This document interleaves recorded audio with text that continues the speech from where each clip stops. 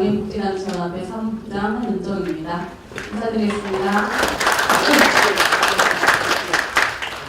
네, 지금부터 경기도 장애인종합회관 권리모색을 위한 2014 경기도 장애인복지 네토론회를 시작합니다. 2014 경기도 장애인복지 네토론회에 참석하기 위해 오신 내외 귀빈 여러분과 토론자 여러분들을 소개해드리도록 하겠습니다. 경기도의회 기획재정위원회 안혜영 의원님, 네.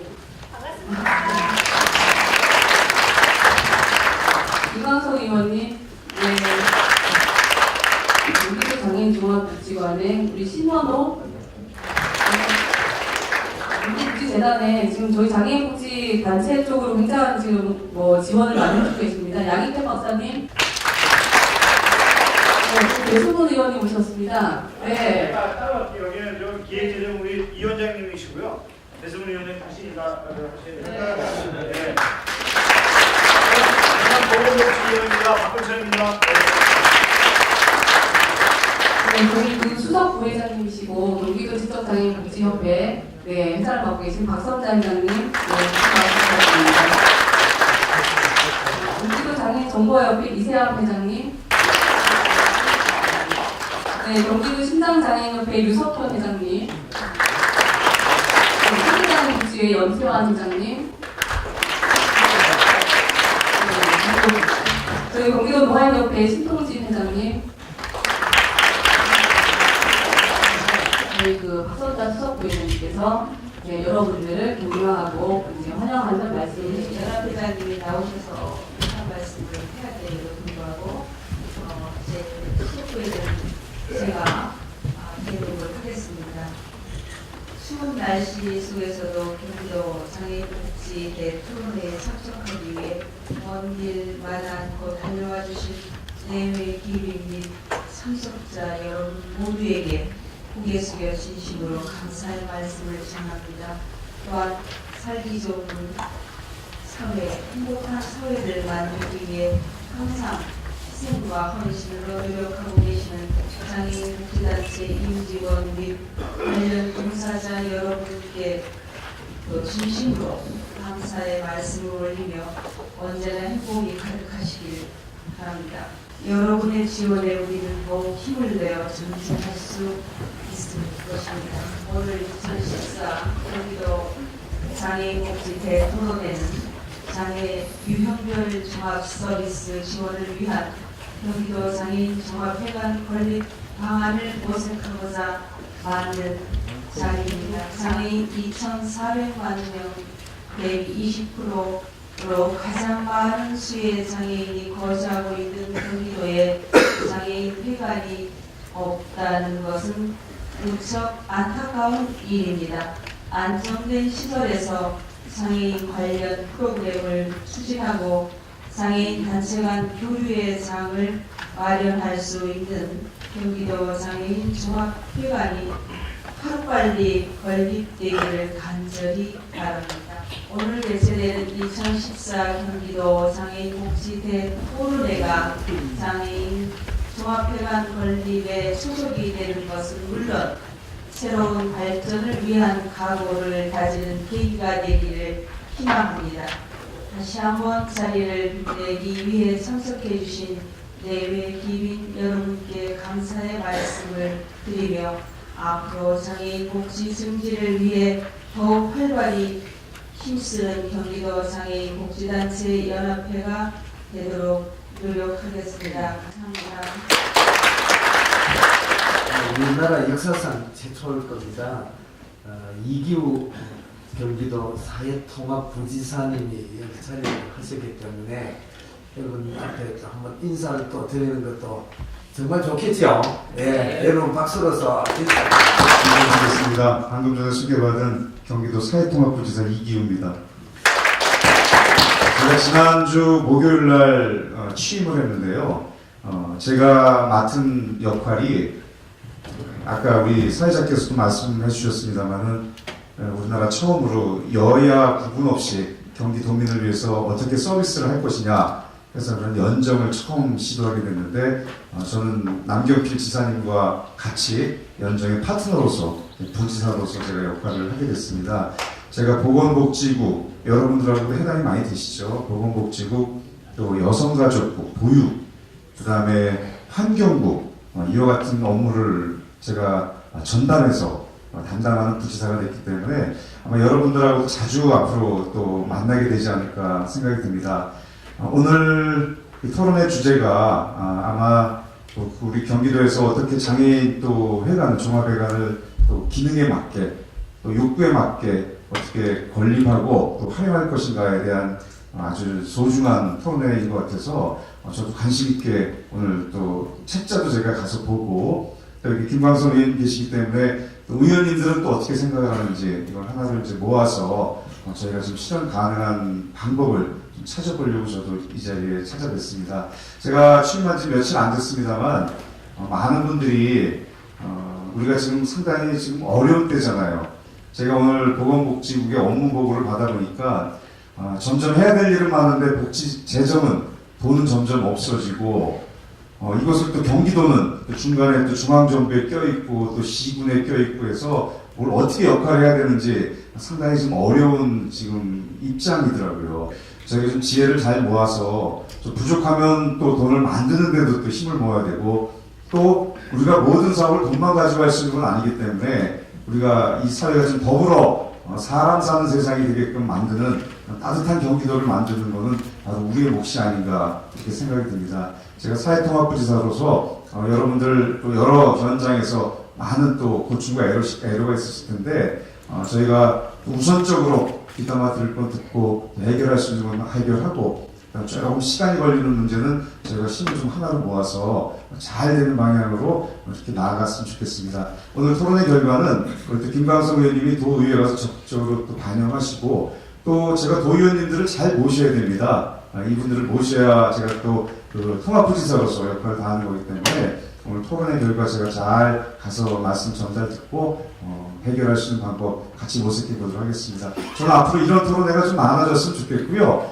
우리 보건복지위원회 우리 도의원님들 여기 또 우리 도청에 우리 저 팀장님도 와 계신데 오늘 잘 좀 멤버하셔가지고 저한테 좀 보고 좀 해주시고 또 여러분들도 우리 도청은 항상 문을 열어놓겠습니다.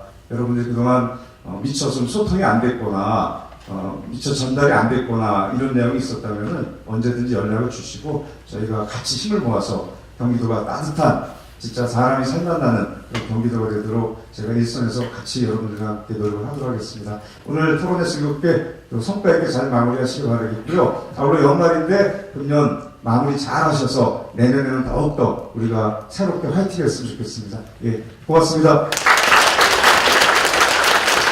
오신문 기획대정위원장님, 네, 먼저 저희 축사 말씀 드리겠습니다. 리뷰가 다 하시는 시간을 주어주신 감사드리고요. 2년 동안 보건기업을 활동하다가 지금 복지에서 들어서 경기도 예산에 선수가 복지를 바라는 마음으로 있기 때문에 다른 분 예산 확보 그리고 지원하는 데 있어서 보건복지위원회 애를 쓰고 계신데요. 무엇보다 더 중요한 것은 이런 예산을 세워주시는 분들의 생각을 갖고 있는 것이 중요하다 이렇게 생각합니다. 방언으로 상당히 많은데요. 늘 애써주시는 데서 감사드리고요. 경기도 내에서 장애인 단체를 위해서 그리고 장애인들을 위해서 훨씬 더 많은 정책 예산을 확보하는 데 힘을 모아 드리는 게 저희의 도리가 아닌가 생각을 합니다. 김광석 의원님이 책임지시고 좀 거의 하고 계신데요. 더 지원해 주시고 최선을 다하는 약속으로 인사에 가려겠습니다. 감사합니다. 지금 보건복지위원회 박은철 간사님인데 안녕하세요. 다시 한번 인사드리겠습니다. 경기도의회 보건복지위원회 간사 역을 맡고 있는 박근철입니다. 기회를 주셨으니까요. 네, 여기까지만 말씀을 드릴게요. 이 자리에 제 얼굴 아시는 분들도 있지만 모르시는 분도 많은데 자주 뵐 수 있는 그 역할을 많이 하겠고요. 이게 시작하면서 장애인에 대한 부분에 대해서 저는 많이 모릅니다. 다행히도 우리 김광석 의원님을 통해서 제가 많이 공부를 하고 있습니다. 이번 행감을 치르고 그리고 예산을 하면서 우리 김광석 의원님이 얼마나 많은 역할을 하시는지 여러분들한테 잠깐 말씀을 드리고자 합니다.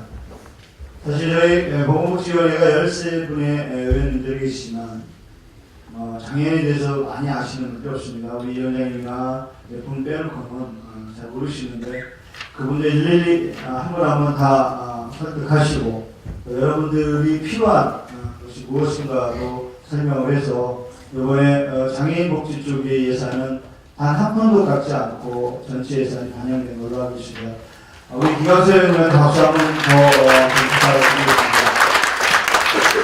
그래도 장애복지에 대한 부분에 대해서는 저뿐만 아니라 우리 의원들이 노력을 많이 할 것입니다. 그리고 그런 부분 약속을 드릴 수도 있고요. 그리고 이런 자리가 기회될 때마다 많이 자주 참석해서 여러분들에게 기회될 때마다 말씀드리고 듣도록 하겠습니다. 이 자리 여러분 덕에 와서 좋은 생각, 좋은 분들 만나고 와서 너무 좋습니다. 감사합니다. 네, 우리 안혜영 의원님 큰 박수로 환영해 주시기 바랍니다. 반갑습니다. 안혜영 도의원입니다. 예, 지금 우리 통화과 인사 말씀하셨던 배승원 위원장님 모시고 기획재정위의 위원으로 활동을 하고 있습니다. 사실은 보건복지 이쪽에는 박근철 새정치민주연합 간사님이 사실 위원장님 대신에 그 역할을 해주실 거라고 생각을 하고 있고, 더더군다나 저희들이 부족한 부분을 사실은 어깨에 이렇게 다 무거운 짐을 짊어지고 박근철 간사님께서 충분히 2년 동안 해주시리라 기대하고 있습니다. 김광석 의원님은 워낙에 식구들을 위한 그런 말씀을 현장의 목소리로 저희들이 들려주고 계시고요. 다른 게 없는 것 같습니다. 저희들이 할 수 있는 부분은 같은 생각, 같은 환경에 대해서 조금이라도 주변에 계시는 분들께 알리고 저희 공감할 수 있는 부분을 최대한 찾는 것이라고 생각을 합니다. 아주 미약하나마 저는 여기 와 계신데요. 엘림 작업장의 운영위원으로 활동을 하고 있는데요. 주변에 다른 회의나 이런 것들은 많이 참석하지 못하지만 그분들에 대해서 제가 함께하고 있다는 걸 주변에 많이 알리는 역할을 하려고 노력하고 있습니다. 기획재정에 배성훈 위원장님 계신데 예산을 사실은 지금 너무 부족하다고 생각을 하실 거예요. 열악하기 때문에 앞으로도 조금씩 한 발 한 발 더 예산의 폭을 넓혀가는 게 실행을 좀 많이 차지해달라고 배성훈 위원장님한테 박수 한번 보내주실까요? 예산을 많이 실행을 넓혀주시고 박근철 간사님께서 장애인에 대한 예산으로 많이 담아주실 거라고 생각을 하고 있고요. 우리 앞으로도 따스한 겨울 되시고 2015년도에는 좋은 추억을 함께 나눌 수 있는 그런 시간이 되었으면 좋겠습니다. 함께 하도록 하겠습니다. 감사합니다. 안혜영 의원님, 저희가 말씀 한번 듣고 바로 토론하도록 하겠습니다. 안녕하세요. 반갑습니다. 전국의 새정치민주연합 김광석 의원입니다. 아무튼 오늘 이런 귀한 자리에 우리 또 선배 동료 의원님들 오셔서 격려해 주시고 너무나 행복합니다. 장애인 당사자로서 이번에 경기도의회에 들어와서 느낀 점이 참 많았습니다. 경기도가 17개 광역시 중에서 장애인 복지 최하 수준인 것을 새삼 느끼면서 마음이 참담했습니다. 아무튼 우리가 이런 자리를 많이 만들어서 정말 장애인의 목소리를 많이 내는 것도 중요합니다. 하지만 더 중요한 게 있습니다. 바로 장애인 당사자들의 마음다짐입니다. 단지 시위와 동정으로서 안주하지 마시고 이제는 재활과 자립의 의지를 가지고 우리가 먼저 솔선수범해야지만이 비장애인들이 바라보는 시각이 또한 달라질 거라고 생각합니다.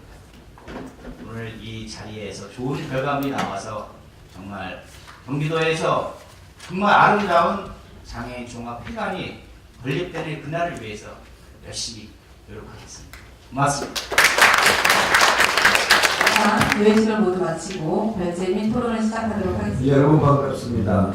경기도는 우리나라 광역자치단체 중에서 인구나 면적이나 모든 것이 제일 큰 하나의 광역자치단체로 되어 있음에도 불구하고 아직까지 그 장애인 복지에 대한 수준이라고 할까, 또 장애인 복지를 총체적으로 좀 컨트롤 타워 역할을 할 수 있는 곳이 과연 어디냐 묻는다면 아직 그 현주소에 대해서는 여기 앉아 계신 모든 분들이 미흡하다, 부족하다 이런 것을 느끼고 있을 겁니다. 네, 오늘 저희들에게 주어진 하나의 토픽은 미도장애인 종합 회관을 어떻게 건립하고 앞으로 어떻게 해서 이것을 유치할 수 있겠느냐 하는 것이 토론의 핵심적인 과정입니다. 먼저 주제발제는 경기도 장애인 복지회관 건립 방안에 대해서 서인한 한국장애인재단 사무총장. 네, 반갑습니다. 네. 우리가 여기까지 장애에 대한 개념 또는 장애인의 등록, 판정 이런 이야기들을 그 다음에 많이 해왔고 또 장애인의 복지 발전 이런 이야기들 참 끝없이 해왔는데 사실은 장애라는 개념은 확정되어 있는 개념이 아니고요. 변화하는, 점진적으로 바뀌어 나가는 아직 정착되지 않은 개념이라고 합니다. 아직도 의사들은 장애를 치료의 대상, 환자 이런 것과 같이 쓰죠. 수면장애 이런 걸 쓰지 않습니까? 장애인 종류는 수면장애가 없습니다만 의사들한테 가면 모든 게 장애에 해당이 됩니다. 근데 우리 장애 복지 쪽에 와서 장애라고 이야기하는 것은 환자는 다르다. 장애라는 것은 손상이 포착되고 장기간에 걸쳐서 있는 것이다. 이렇게 이야기하고 있는데 장애는 개성이고 다름이 차별이 돼서는 안 된다. 이런 이야기들을 하고 인식 개선도 많이 하고 있습니다만 아직도 시야도 있는 대상 이런 이야기들이 남아있는 걸로 봐서는 아직도 다루기 상당히 어렵지 않을까. 장애인도 하나의 계층이고 그 계층에서는 장애인 스스로가 뭔가를 결정하는 것이 중요한 것이다. 흑인 사회에서 흑인이 추장을 하듯이 하버드 대학에서 수술한 사람 모셔와서 추장시키는 게 아니듯이 장애인들의 문화 또는 장애인들의 복지 문제는 당사자들의 목소리가 굉장히 중요하다 이런 이야기들을 하고 있고요. 사회적인 어떤 것들을 장애를 제거해주고 정말 동등하게 기회를 주고 정말 편견 없이 살 수 있는 환경을 만들어주는 게 굉장히 중요하다 이런 이야기들을 요즘 강조하고 있습니다. 경기도는 서울을 포위하고 있습니다. 그래서 30몇 개의 지역이 굉장히 끝에서 끝까지 가기가 굉장히 어렵고 이렇게 연락하고 이런 것들이 굉장히 어렵습니다. 그렇다 보니까 만약에 서비스를 장애인들에게 주기 위해서 복지관을 짓는다고 하면 도시형이 있고 농촌형도 있어서 모든 사람에게 누락되지 않는 복지를 주려면요 엄청난 예산이 들어가고 엄청난 시설들을 계속 지어도 끝도 없던 그런 지역이 될 수 있습니다. 경기도에는 예산이 그렇게 녹록지 않다고 제가 알고 있고 작년쯤인가 예산이 상당히 어려워지고 있어서 어떻게 하면 좋을까 토론을 한번 하러 왔었었는데요. 필수적으로 경직성 경비 이런 것을 빼고 나면 실제로 복지에 쓰고 싶어도 쓸 예산 자체가 없다. 거기다가 정부에서 여러 가지 법을 만들어서 지자체에다가 몇 %는 부담을 하라고 하는데 그거 부담하고 나면은 정말로 할 게 없다. 그럴 수 있는 여유 자체를 만들 수 없다. 이 경기도에는 각 지역별로 장애인 단체가 있고 그 다음에 이제 장애인 유형별로도 있고 많은 장애인 단체들이 있는데요. 이 단체가 왜 죽교하냐 하면요. 전국 여기 어떤 곳에 있든 간에 인프라가 네트워크가 되어 있다는 거죠. 그리고 금방 말씀드린 것처럼 모든 사람들을 환자로 또는 치료의 대상으로 만들지 않고 스스로 일어날 수 있도록 서로 역할을 할 수 있는 그런 구조를 가지고 있다는 겁니다. 미국의 경우에는 장애인 단체가 재활국을 운영을 합니다. 그러니까 미국에는 복지관 없습니다. 복지관 있는 나라는 일본하고 한국인 것 같아요. 서비스 센터들은 있습니다. 전문가들이 하는 서비스는 반드시 필요합니다. 그런데 지역사회 재활도 하고 그 다음에 이 친목하는 행사도 하고 이런 기관과는 좀 다르다는 거죠. 종합복지관 이런 스타일은 없다는 겁니다. 그래서 장애인 재활국에 장애인 당사자들이 들어가서 그 다음에 자기들이 스스로 조직화해서 스스로 복지를 하는 스타일로 하고 있습니다. 미국 재활법에도 그래서 이제 이 재활 조직들에 보면 장애인 당사자가 반드시 과반수 이상 참여해야 되고 의장은 반드시 당사자여야 하고 이런 것들까지도 아주 구체적으로 적고 있어서 굉장히 당사자를 중요시 여기고 있다는 거예요. 경기도에도 이런 장애인 회관이 만들어져서 회관을 중심으로 해서 장애인들이 자치적으로 스스로 역량을 강화하고 그 다음에 정부의 각종 서비스가 있지만 장애인들 상당수는요 제도가 있든지 없는지 법이 언제 바뀌었는지 모릅니다. 장애인들한테 가장 알아야 되는 장애인들이 모르고 있습니다. 자립자금 기회를 받을 수 있는 건지 없는 건지 한번 갔더니 돈 없다 그래가지고 그러면 다음부터는 여기는 돈 없구나 싶어서 다음부터 다시 안 갑니다. 그러다 보니까 요즘은 자립자금이 남아돕니다. 아무도 안 와가지고 이 정보가 이렇게 어렵다는 거죠. 그래서 장애인들에게 정확한 정보 제공만 해도 상당한 것이고요. 여기 장애인들이 공동으로 이용할 수 있는 시설 몇 가지, 예를 들면 뭐 고장구에 관한 정보라든지 이런 것들, 정보 제공만 잘해도 어느 복지관에서 어떤 행사가 있다, 장애인한테 어떤 행사가 있다, 정보 제공만 잘해도 회원들이 만족도는 엄청나게 올라갈 수 있다라는 거고요.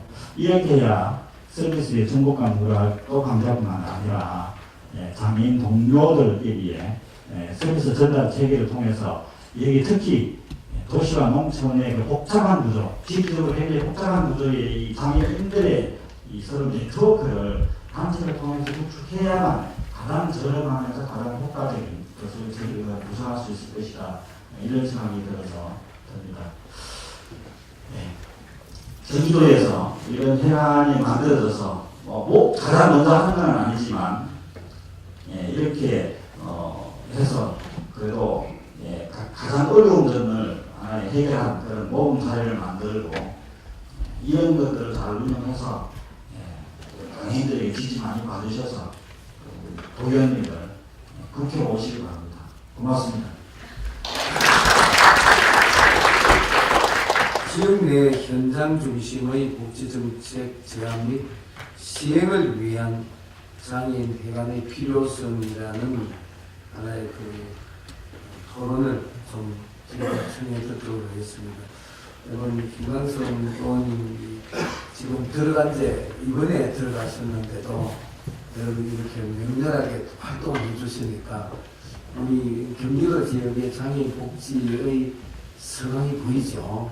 그래서 너무나 반갑기 때문에 여러분 큰 박수로 쏴주세요.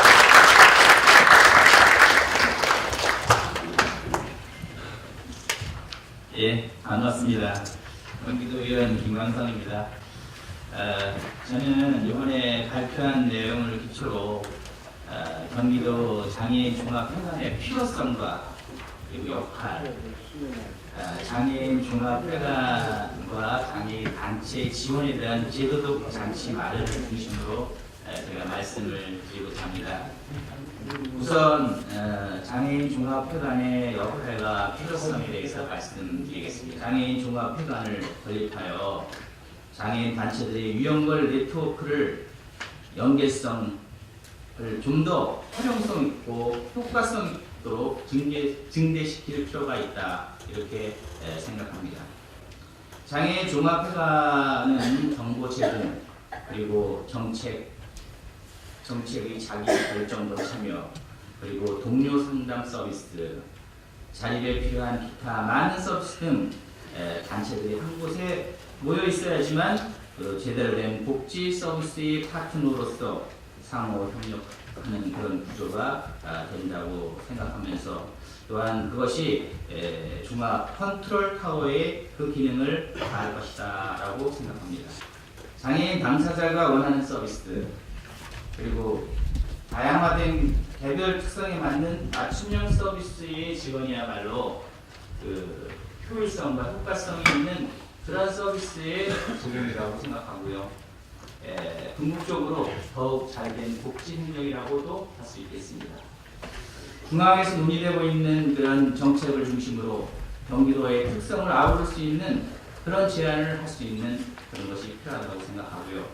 정책과 서비스 종류가 무엇이며 그것이 어떤 의미인지 각 단체들을 통해 지역으로 균일하게 전달되는 구조를 기대할 수 있을 것이라고 확신합니다.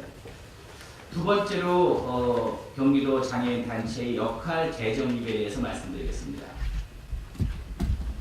260여 개의 시군 조직과 그에 따른 1,800여 명의 종사자가 관여하고 있는 장애인 단체에 대한 그런 체계적인 관리와 지원 계획이 필요합니다. 회원수가 장애, 비장애를 포함해서 약 20만 명에 이르는 이런 거대한 집단을 생산적으로 활용하기 위해서는 정책적인 접근이 필요하다고 생각됩니다. 다음으로 장애인 종합회관과 그 다음에 단체 지원을 위한 제도적 장치 마련에 대해서 말씀드리겠습니다. 장애인 단체가 제대로 자리매김을 할 수 있도록 지자체의 지원이 필요하다는 것은 자명한 일입니다. 장애인 복지법에서도 명시됐듯이 장애인 단체를 육성하고 지원하는 것은 국가나 지방자치단체의 의무에 해당되는데 이는 50만 장애인을 일일이 우리가 만날 수 없으므로 장애인 단체로 하여금 그 중간 역할을 하게 한다는 것과 다름이 없습니다.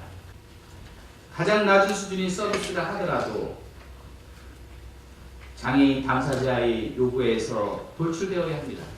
장애인 단체가 최소한의 조직을 유지하고 관리하는데 획득하여 보다 질 높은 정보를 획득하는 일을 어려워한다면 조직을 유지하고 관리하는 일을 도와줘야 할 것입니다. 그러므로 장애인 종합회관의 건립은 필수적 사항입니다.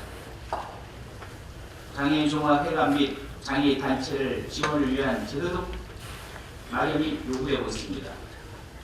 따라서 경기도 장애인 회관 건립 시에도 경기도 장애인 종합회관 설치 및 운영에 관한 조례를 제정하여 재정 확보를 바탕으로 양질의 서비스가 지속적으로 제공될 수 있도록 해야 할 것입니다. 끝으로 시의성이 있는 논의가 추진될 필요가 있습니다. 행정 편의상의 이유로 더 이상 장애인 회관 건립을 미룰 때가 아닙니다. 어느 곳에서 어떻게 아까 잠시 말씀이 나왔듯이 장애인 복지관을 활용한다든가 등등 장애인 회관을 건립해야 될지에 대해서 우리가 중지를 모아 문제를 해결해야 할 때인 것 같습니다. 지키지 못할 약속 당장 정치적 손해를 미뤄왔다면 이제 사회통합부지사님도 임명되셨고요. 이제 논의를 시작해야 됩니다. 이로 인해 당사자들과 해당 지자체 관계자들 만나서 해결을 촉구해야 할 것 같습니다. 본 의원의 생각을 간략하게 말씀드렸습니다. 감사합니다. 자, 그 다음에는 경기도 장애인 복지 발전을 위한 다음엔 장애인 복지 회관 건립해야라는 하나의 주제를 가지고 한국 장애인단체 총연맹의 이문희 사무처장님께서 지정 토론을 해주셨습니다. 네, 반갑습니다. 저는 오늘 얘기가 많이 나온 이름센터에 거주하고 있는 한국장애인단체 총연맹에서 활동하고 있는 이문희라고. 경기도 장애인 복지하면 생각나는 거 2개만 해보십시오. 아마 없을 것 같아요.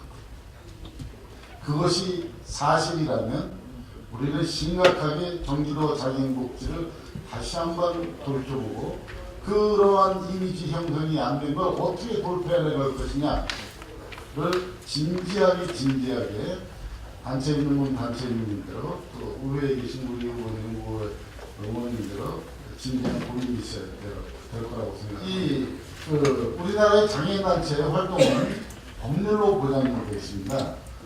그리고 그동안 국제사회에서 굉장히 많은 장애인 인권에 대한 선언이 있었는데 그 선언에 빠지지 않고 등장하는 게 장애인 단체의 지원 근거와 국가와 장애인 단체의 거버넌스 구축.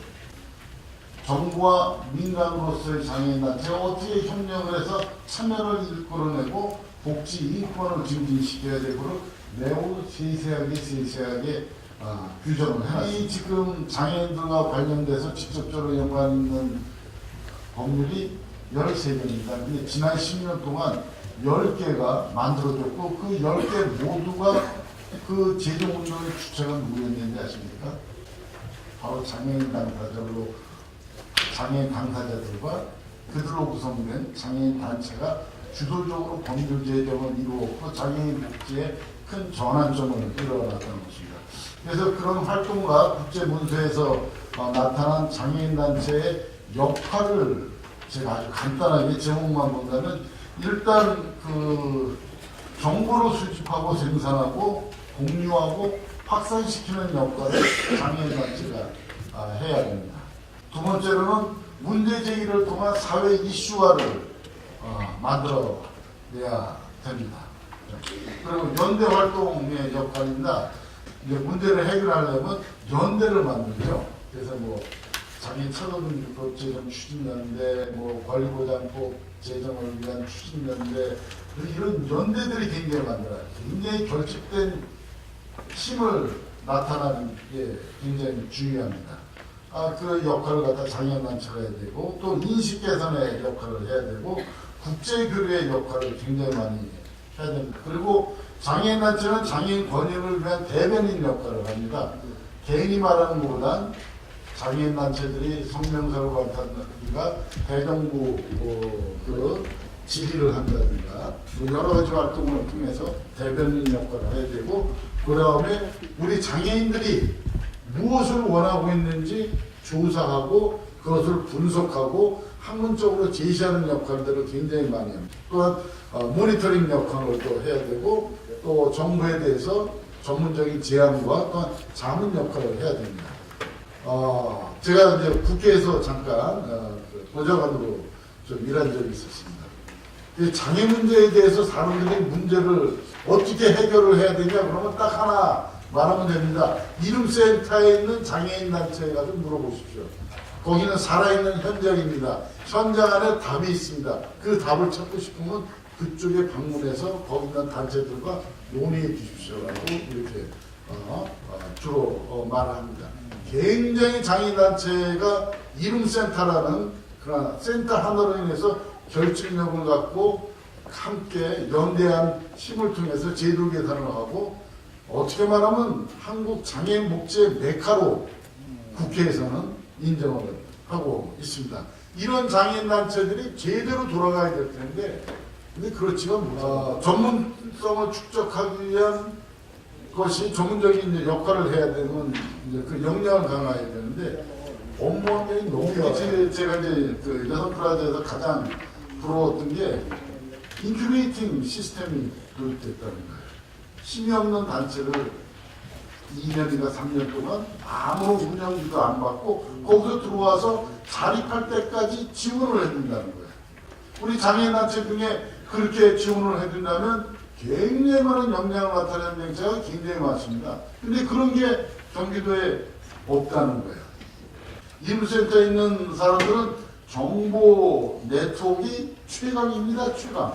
그렇게 한 곳에 장애인단체가 있음으로 인해서 공식적이든 비공식적인 정보 네트워크가 굉장히 구축되는데 여기는 어떤지 한번 질문을 해보고 싶습니다. 그렇기 때문에 그 전기도 복지 발전을 위한 기회에서는 이 센터 종합 회관이 필요한데 그냥 저희가 달라는 게 아니죠. 장애인단체 역량 강화가 되면 결국은 누가 이긴지 아십니까? 첫 번째로 장애인 당사자한테 이익이 되지만 또한 동등하게 이익이 되는 건 정부라는 거예요. 본인들이 이렇게 장애인 문제에 대해서 빠삭하게 다 알고 있어야 되는데 그렇지 못하자는 거예요. 그러면 어떻게 돼야 됩니까? 가르쳐줘야 되고 굉장히 많은 정보를 교환을 해야 되는데 그게 이제 장애인단체를 이렇게 고정된 장애인단체가 있다면 장애인단체 센터가 있다면 그런 일들이 굉장히 많이 이루어지고 그러한 정보들을 국회의원이나 지방의회의원이나 아니면 대학 교수들과의 교류 또한 전문 영역에서의 그런 종사자들하고 굉장히 접촉이 많아져서 장애인단체가 결국은 거버넌스의 역할을 충분히 할 수가 있게 됩니다. 정부는 효과적인 거버넌스를 구축을 해서 시행착오를 줄이게 되고 결국 예산을 절약하게 되고 효과적인 일에 우선 선택과 집중을 해서 정책을 시행하게 돼서 굉장히 좋은 그런 정책적 효과를 이룰 수가 있게 됩니다. 그리고 일단 또 종합회관이 건축이 된다면 장애인의 욕구 파악과 업무 협력이 굉장히 용이하게 됩니다. 이 욕구를 파악하는 게 왜 중요하냐면 정부가 생각하는 아니면 정기도청이 생각하는 장애인 목조의 지향점과 장애인의 욕구가 다르다는 거예요. 그래서 이게 갭이 벌어지게 되어 있습니다. 이 갭을 줄이는 게 이제 정책이지 않습니까? 적어도 이웃센터에 입주해 있는 사람들은 사업 계획서를 쓴다든가 그 사업을 계획하는데 굉장히 정보 교환이 자주 복도에서 만나서 아니면 토론회장에 가서 그 같은 공간에 있으니까 식사를 하면서 굉장히 많은 정보 공유가 되고 마지막으로는 장애인복지법에 근거하고 국제 문서에 기술된 대로 장애인 종합회관은 거울될 수 없는 사안이라는 걸 꼭 아시고 꼭 이 경기도에 장애인 종합회관이 새로 만들어진 면에서 거버넌스에 좋은 모범적인 사례가 만들어지고 나고 아까 제가 초반에 질문했던 그런 질문 있죠? 경기도 장애인 복지하면 무엇이 생각나십니까? 그러면 우리는 종합회관이 있습니다. 우리 한국뿐만 아니라 국제사회에서도 똑똑한 아주 좋은 모델로 만들어지기를 바랍니다. 이상입니다. 세 번째 지정 토론은 유형별 장애인 단체의 상시 정보 교류 시스템 필요성이라는 하나의 또 토픽을 가지고 경기도 지적장애인 복지협회 회장님으로 수고하고 계시는 박선자 회장님께서 수고를 해주시고 제가 어느 연예인의 말을 좀 빌려보면 저야말로 밥상에 숟가락만 얹어놓은 기분이네요. 마치 모두들 저를 위해서 제가 저희 복지회관이 필요하다고 제가 더 목소리를 많이 울려야 됨에도 불구하고 우리 좌장이신 김병희 교수님 말씀대로 다른 분들이 더 열심히 말씀해 주시고 저는 마치 죄송하다는 말씀뿐 드릴 말씀이 없을 정도로 이렇게 다변한 말씀들을 해주셔서 너무 죄송할 따름이다는 그런 말씀을 드리면서 요즘 제가 장애 당사자의 2013년 7월 1일 무료 성년 후견 제도가 통과돼서 요새 저희가 공공 후견인 교육을 시킵니다. 그리고 저도 이미 10여 년 전에 법 제정을 위해서 성년 후견 제도를 제가 해달라고 많은 법조인에게 말씀을 드렸고 우리 국가에 제가 성년 후견 제도를 해달라고 요청했어요. 왜냐? 저는 29살짜리 자폐성 장애아이 엄마예요. 그래서 후견인이 정말 필요해요. 현재도 필요하고 이 이후에도 그런데 일부에서는 성년 후견 제도가 필요하지 않다고 말씀하시잖아요.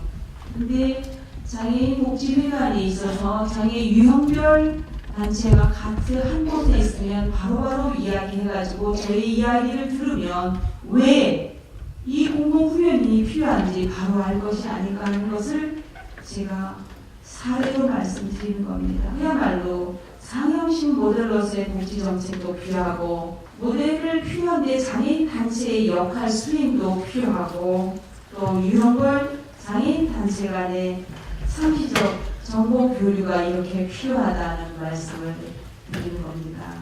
제가 우리 여기 나와 있는 그 신동진 회장님 99년, 2000년인가 고양시에서 같이 회장을 했어요. 근데 한 공간에 사무실이 있었어요. 그러니까 서로 소통을 하니까 농아인에 대해서 서로 알게 됐어요. 우리는 잘 몰랐어요. 다른 유형을 알지 못했어요. 그러니까 왜 농아인협회가 왜 잘 안 될까? 귀만 안 들리는데 어느 청각장애는 인지 능력이 잘 되니까 우리처럼 지적 자폐성 장애처럼 불편하지 않은데 왜 그럴까? 이렇게만 생각했어요. 소통은 잘 된다고 생각했죠. 이런 것이 대화가 되면 서로 간의 소통이 되면 우리들의 생각을 전달이 돼서 다른 유형하고의 이야기가 다른 장애 유형 간의 이야기가 되면 좀 더 서로 소통 간의 이야기가 될 텐데 하는 이런 아쉬움이 있어서 제가 많은 얘기를 하지 않아도 가까이에 있는 것이 많은 소통이 될 텐데 제가 요즘에 이런 것을 느껴서 나름대로 이런 판단을 해서 여기에 나와 있는 책자는 읽어보시면 될 텐데 하고 이런 사회 중심의 이야기를 제가 해드렸습니다. 다음 진행 토론을 좀 전해드리도록 하겠습니다. 광주대학교 사회복지학부 정희경 교수님 여러분한테 모시겠습니다. 안녕하세요. 정희경입니다. 잘 부탁드립니다. 우리나라가 2000년대 이후에 굉장히 급변하게, 특히 장애인단체들이 이제 급변하게 힘을 가지면서 많이 변화가 됐습니다. 그러면서 특히 이제 장애인의 문화나 가치를 수용하고 그거에 대해서 또 정부들도 그거에 대해서 정책이나 이념들을 당사자 이념이나 자유주의 이념들을 바탕으로 한 제도들을 굉장히 많이 만들어냈어요. 그렇게 만들어내는 데 큰 역할을 했던 게 또 아까 두 분께서 말씀하셨던 장애인단체 역할을 굉장히 토론해 주신 분들이 굉장히 또 그 필요성에 대해서 잘 말씀해 주셨기 때문에 저는 간단히 한 두 가지 부분에 대해서 좀 짚고요. 좀 강조할 부분에 대해서 짚고 그 다음에 이제 제가 경기도 1년 반 동안 있었던 사업을 하면서 느꼈던 부분들에 관해서 그리고 회관 외에 절실히 필요한지에 관한 부분을 경험을 통해서 말씀드리도록 하겠습니다. 첫 번째는 이제 운영 주체에 관한 부분이었는데요. 앞서서 이제 다 말씀해 주셨기 때문에 당연히 운영 주체는 이렇게 장애인 단체가 해야 된다라고 저도 거기에 적극적으로 공감을 합니다. 그건 두 번 강조해도 필요 없겠지만 장애인 단체는 굉장히 장애인 단체, 그다음에 장애인 서비스에 대한 문제와 한계 지금들을 굉장히 잘 파악을 하고 있습니다. 그리고 장애인 개개인에 대한 지원 시스템을 수시로 점검할 수 있는 최전선에서 지금 서비스를 실시하고 있기 때문에 이 서비스들이 잘 전달이 되고 있나 안 되고 있나를 최고로 잘 서비스를 점검할 수 있는 단체가 장애인 단체입니다. 그리고 또 하나는 아까 앞서 토론자님께서 말씀하셨지만 장애인 단체와의 교류에 대한 노하우, 커뮤니케이션에 대한 노하우 이런 것들이 잘 있기 때문에 만약에 장애인 회관이 걸리게 된다면 그런 거에 대한 운영의 주체는 반드시 그런 것들을 잘 알고 노하우를 익히 갖고 있는 장애인 단체들이 아까 돌아가면서도 할 수 있고 장애인 단체의 연합체를 구성해서 운영하는 게 맞지 않을까 그거에 대해서는 좀 주장을 하고 싶습니다. 그리고 또 하나는 이제 장소나 공간적인 부분인데요. 이제 아까 발사님께서는 만료된 복지관들을 기능을 활용하자 그거에 대해서 굉장히 이제 경제적인 부분을 생각해서 그런 부분을 많이 말씀해 주셨다라고 생각을 합니다. 그래서 만약에 이제 그렇게 하다 보면 만료된 공간들을 생각해보다 보니까 몇 군데 있더라고요. 근데 다 이제 거리나 이동거리 문제가 있더라고요. 그래서 혹시 예산을 세우고 그곳을 이제 결정을 하신다고 한다면 예산 부분에다 제일 먼저 우선적으로 해야 될 부분이 이분들이 이제 장애인이나 그다음에 지역 주민들이 함께 그곳을 잘 활용할 수 있도록 이동할 수 있는 이동권과 접근권에 대한 부분도 좀 먼저 우선적으로 생각을 해서 예산 편성을 하거나 이럴 때 그 부분을 좀 해서 계획 안에 넣어주셨으면 하는 바람이 있습니다. 그리고 나머지 부분에 대해서는 토론하신 분들의 의견에 전적으로 동의를 합니다. 제가 이제 사실은 제가 작년에 이제 경기복지재단 그때 이제 14개 단체를 돌았습니다. 그리고 거의 작게는 반나절, 길게는 하루 종일 그 단체에서 사업을 가지고 실무자들과 얘기도 하고, 그다음에 평가에 관한 부분, 왜 이 사업이 잘 되는지 못 되는지에 대한 부분을 아주 세세하게 보고, 그다음에 얘기를 나눈 적이 있었습니다.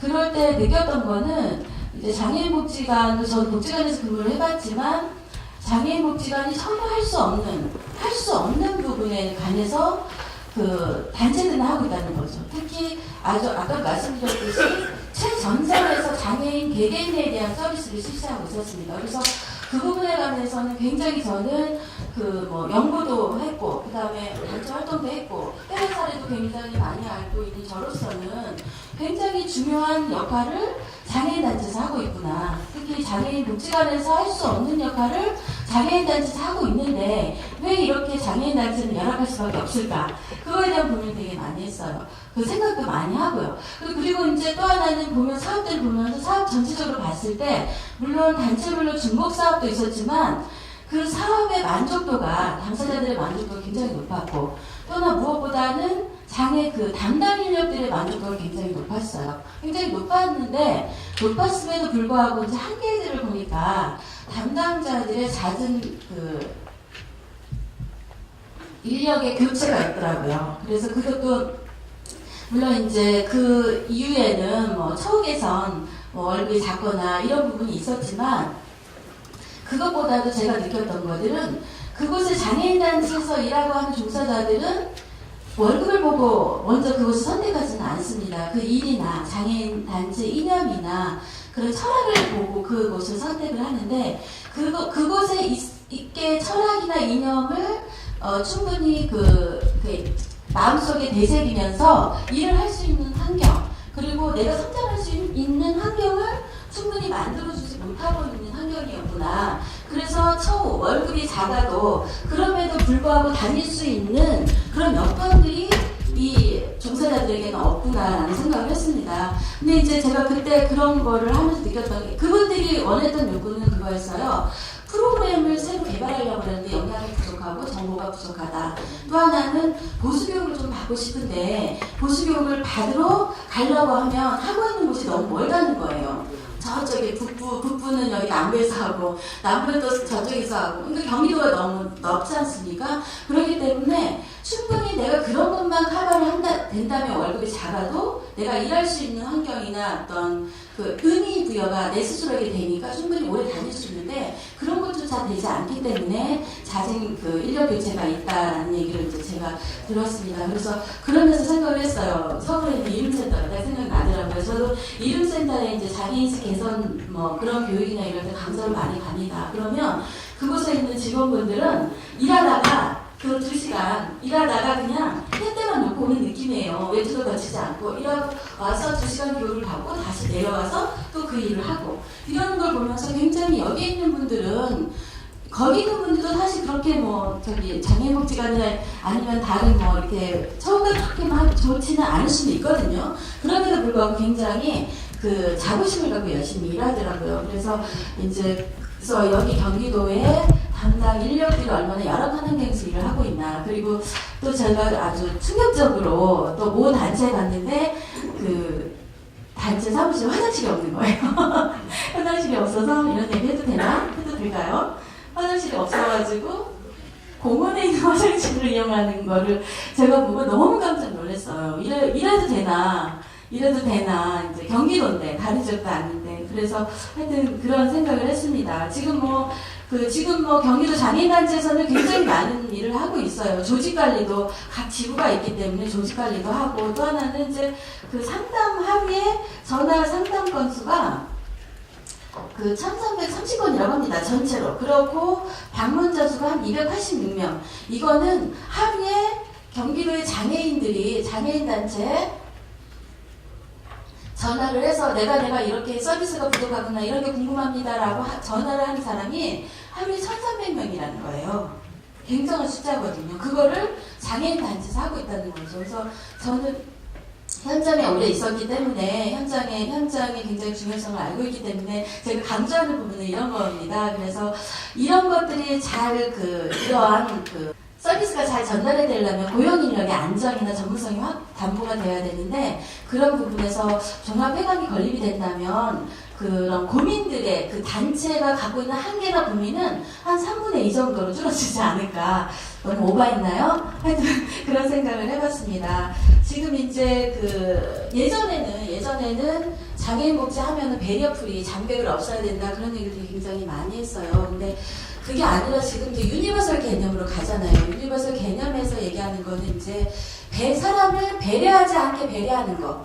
장애인을 배려하지 않게 배려해야 된다라는 부분이거든요. 그래서 우리가 이렇게 배려해야 될 대상들에게 배려하지 않은 것처럼 배려하기 위해서는 저는 그런 그 서비스를 제공하는, 특히 최전선에서 제공하고 있는 장애인 단체가 안정성이 있어야 된다. 그리고 인력들도 그곳에서 충분히 안정적으로 일할 수 있는 공간이 돼야 된다라는 부분을 이제 강조를 하고 싶습니다. 그런 의미로서 꼭 장애인 그 종합회관이 경기도에서 꼭 성공적으로 빠른 시일 내에 건립이 되었으면 하는 바람이고요. 그렇게 된다면 저는 꼭 그때 오픈식 때는 광주에서 다시 새벽 기차를 타고 한번 와서 1층에 카페테리아에서 커피를 한번 마시고 싶습니다. 이상입니다. 감사합니다. 우리 그 안에 계시는 이걸 이루어주시는 분은 행정기관에서 이루어줘야 되지 않습니까? 제일 중요하신 분입니다. 오늘 경기도 장애인복지과의 박창구 팀장님이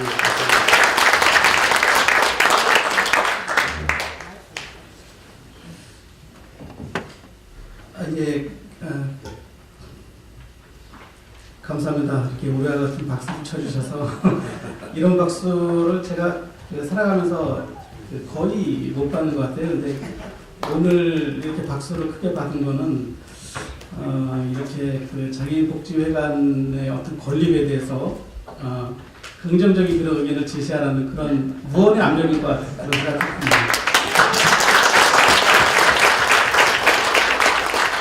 여기 토론자로 이제 나오신 모든 분들은 지금까지 다 그 장애인 회관의 건립 필요성에 대해서 언급을 해주셨습니다. 꼭 필요하고 경기도의 전국의 한 20% 정도에 차지하는 그런 장애인들이 많이 있는데 경기도 장애인 회관은 없어도 되겠느냐라는 그런 공통된 의견을 제시하시면서 장애인 회관의 필요성에 대해서 말씀을 해주셨는데 그 장애인복지회관의 필요성 네 분, 5분에 대한 또 우리 발제하신 분과 또 5분, 4분에 대한 그런 토론 내용을 다 들어서 저도 이 장애인복지회관의 건립 필요성에 대해서는 사실은 그 공감하는 바거든요.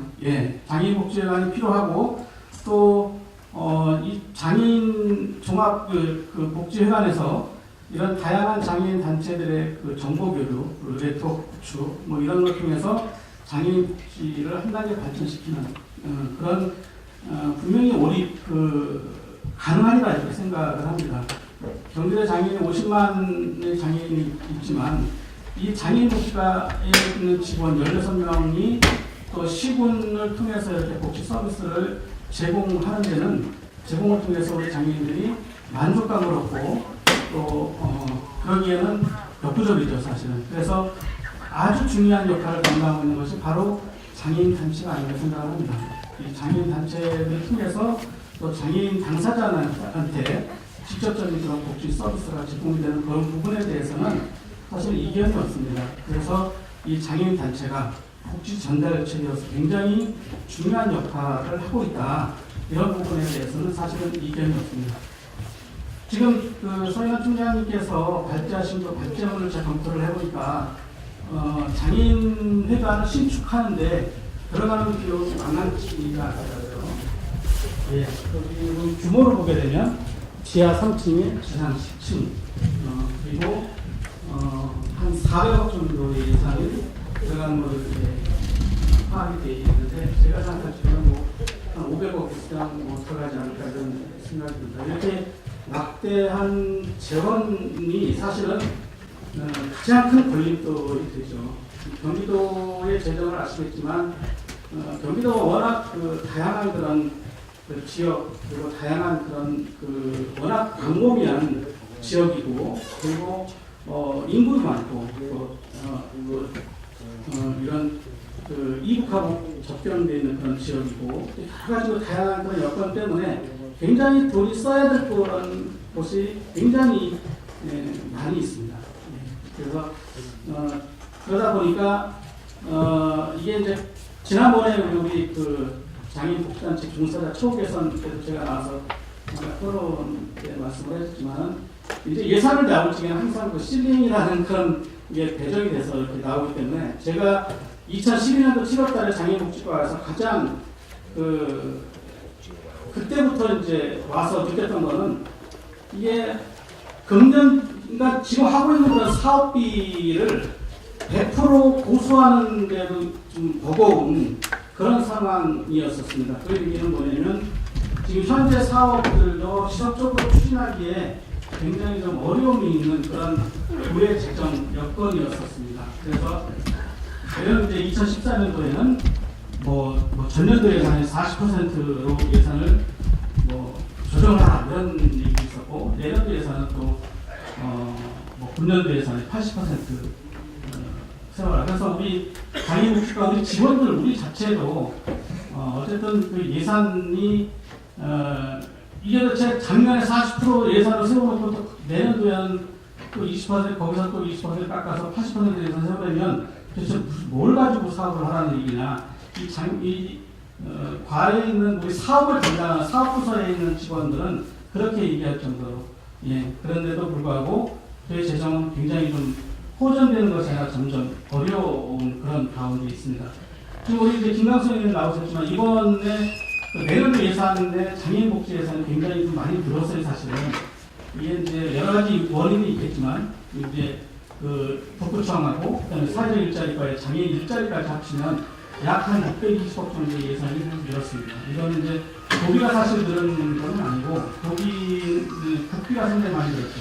상당히 많이 늘어가지고 이제 전체적인 그런 파이로 보게 되면 620억 정도 규모로 늘었고 그리고 우리 상임위에서 예산 심사 쪽에서 다른 데에서는 예산이 삭감되는 그런 부서도 있었지만 장애인복지과만큼은 그래도 예산을 우리 상임위원 위원께서 굉장히 아주 애를 많이 쓰셔가지고 우리 장애인복지과 예산이 많이 좀 늘어나는 그런 지금 상황이거든요. 그래서 지금 아직 예산이 확정된 건 아니지만 좋은 그런 결과가 있으리라 이렇게 생각합니다.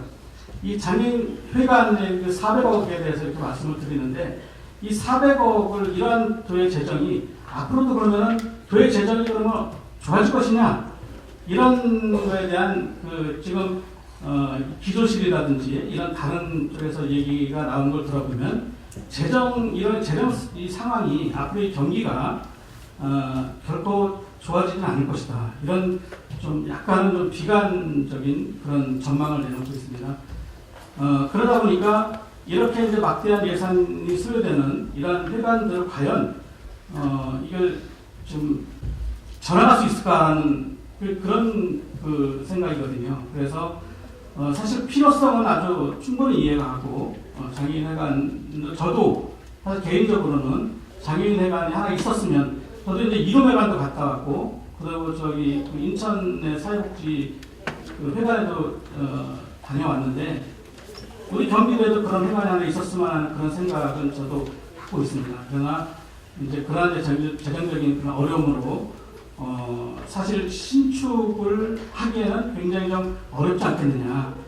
그리고 나중에 이제 재정이 어떤 이제 우리 노력에 의해서 재정이 좀 좋아지게 되면 이제 그러한 부분들도 한번 신축에 대한 그런 것도 검토를 하겠지만 지금 이제 당장 지금 그 신축을 논하기에는 좀 시기적으로는 굉장히 좀 어려운 점이 있다 이렇게 말씀을 드리고 그러면은 지금 이제 발제문에 나와 있다시피 그럼 우리 경기도 장애인 종합복지관을 어떻게 할 것이냐 이런 문제를 아마 대안 제시를 하신 것 같습니다.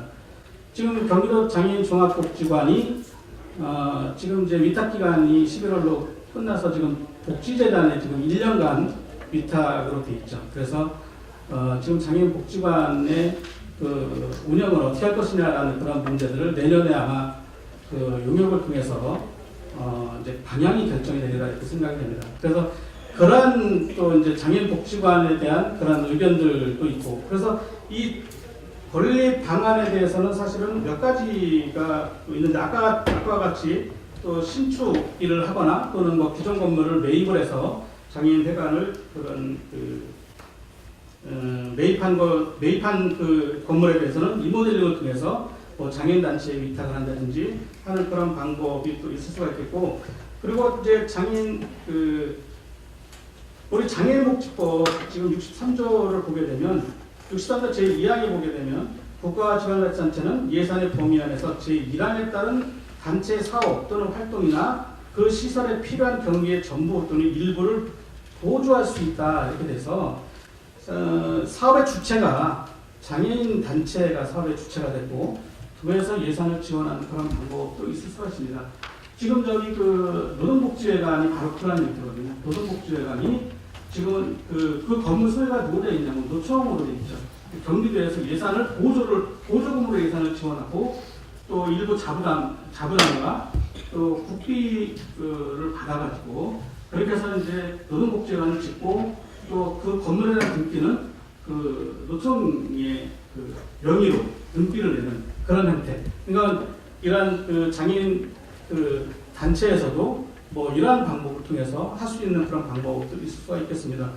그리고 이제 여러분 잘 아시지만은 이제 경기도청이 지금 이전을 준비하고 있죠. 그래서 지금 광교를 이전하기 위해서 지금 이런 조직도 지금 완비가 돼 있고 그렇게 해서 지금 이전을 추진 중인데, 이전을 추진하게 되면 그럼 기존의 우리 그 도청 이것을 어떻게 활용할 것인가에 대한 문제들이 이제 대두가 될 겁니다. 그러면은 이런 도청 이전 시에 청사 공간을 그럼 활용하는 그런 방안, 이런 방안 등 여러 가지 방안이 있을 것 같습니다. 그래서 뭐 여러 가지 이런 그 방안 중에서 그 한정인 방안을 선택을 해서 이 장애인 복지 회관이, 저도 사실은 제가 있는 동안에 뭐 장애인 회관 아마 건립해보고 싶은 그런 마음도 있지만, 예, 그런 좋은 그런 그 결과가 도출이 됐으면 좋겠고, 이런 이제 방안이 여러 가지가 있으니까 이제 그러한 방안들을 방안 중에서 가장 그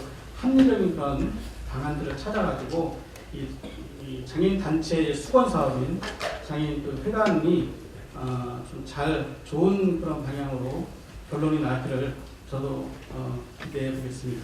네, 이상으로 마치겠습니다. 박찬구 팀장님은 전반적인 쪽에서 장애인복지회관의 필요성 동의를 다 하셨습니다. 하시고, 그리고 예산을 줄 수 있고 또 나름대로 법적인 중거탑도 있다는 말씀까지 주셨습니다. 그런데 이제 지금 좀 걱정되는 부분이 400억, 500억 정도가 소요되는데 이걸 어떻게 할까?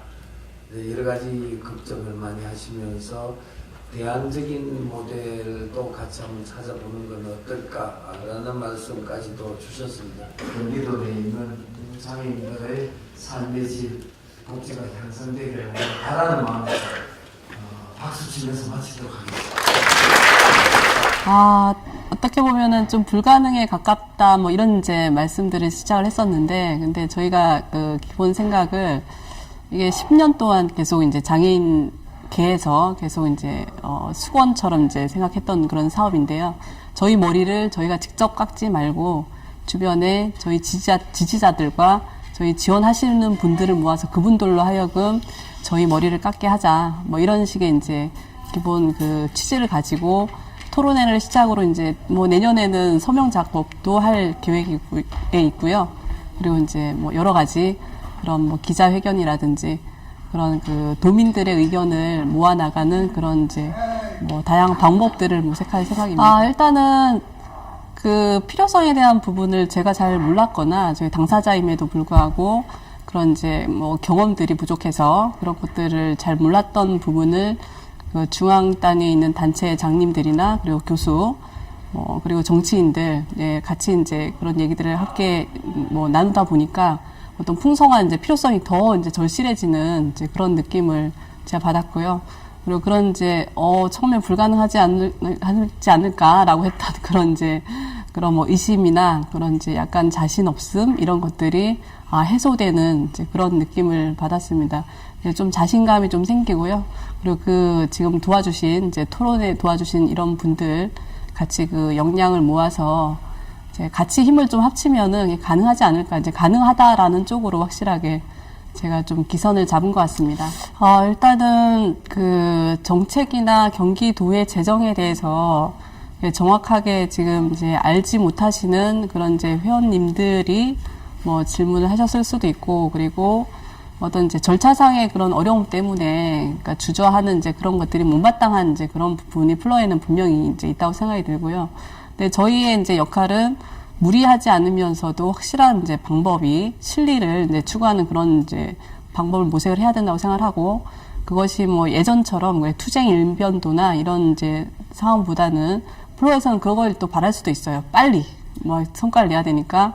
근데 저희 생각은 그렇게 무리를 해서 어떤 부분을 이제 이루어내는 그런 과정에 이제 이제 상처가 생기는 것도 이제 좀 지양을 하면서, 좀 모두를 이제 설득하면서 이 가장 이제 모범 답안을 이제 이렇게 찾을 수 있는 그런 좀 지혜롭게 사업을 진행을 하려고 지금 생각하고 있습니다. 네, 일단은 저희가 그 계속 이제 도민들한테 이런 내용을 이제 천명을 해야 되고, 복지 사업이라는 게 그렇습니다. 재정이 이제 부족할수록 도민들의 그런 이제 공감이 없이는, 왜냐하면 어떤 파이에 대해서 저 복지에 대한 예산이 이제 커지면 이제 시민들의 어떤 부분이 세금을 더 내야 된다든지 아니면 뭐가 부족하게 이제 줄어든다든지 이런 식의 이제 반감을 사면은 그 일이 이루어지기 힘들다고 생각이 들고요.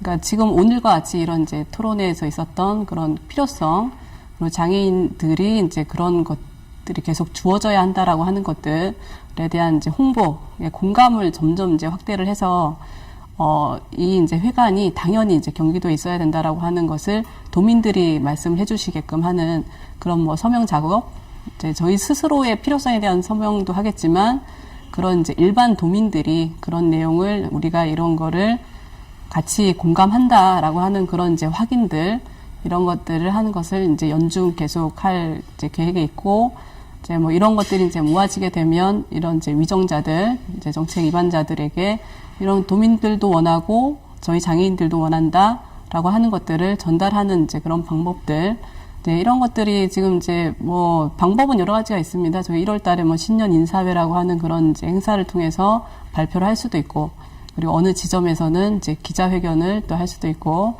그리고 아까 뭐 이제 사회통합 부지사님도 오셨지만 남경필 지사님이나 그런 사회통합 부지사님과의 그런 이제 긴밀한 면담 뭐 이런 식으로 해서 현실성을 더 높아지게 하는 그런 이제 활동들을 할 계획. 감사합니다.